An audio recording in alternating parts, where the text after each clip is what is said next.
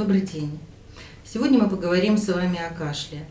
Кашель нам очень знакомая вещь. Каждый из нас в сезон заболеваний высокий начинает кашлять.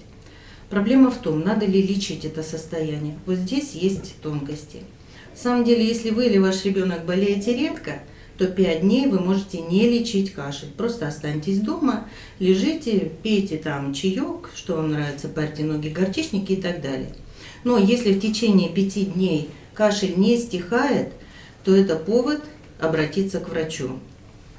Потому что обычные инфекции заканчиваются за 7 дней.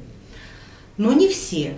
Например, если ваше заболевание острое, наслаивается на уже имеющиеся проблемы, такие как бронхиальная астма, аллергический ринит, хронические заболевания лор-органов, синуситы, отиты, гайморит, аденоидиты, которые часто бывают у детей, то в такой ситуации даже эти условные 5 дней ждать не надо.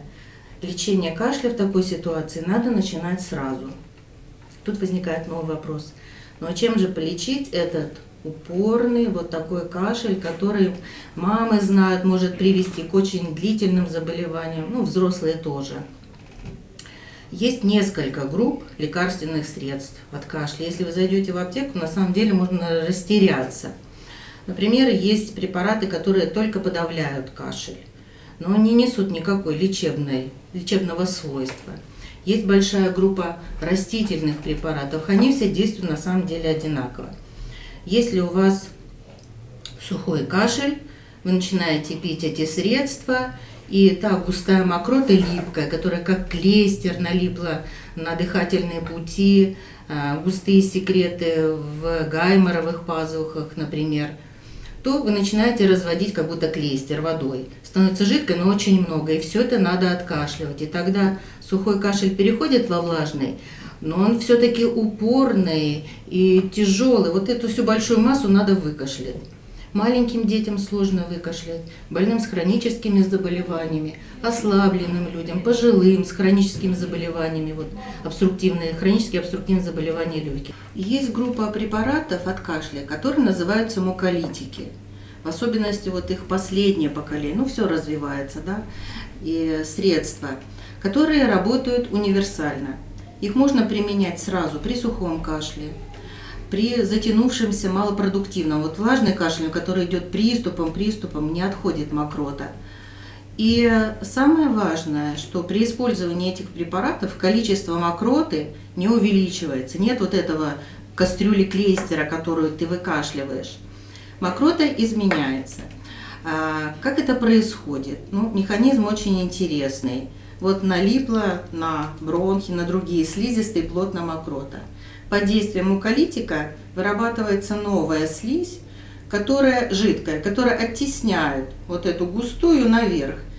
И начинают работать реснички, здесь есть на эпителии выталкивать, и кашлевые толчки, они быстро выдвигают, знаете, как во время ледохода, все выносится.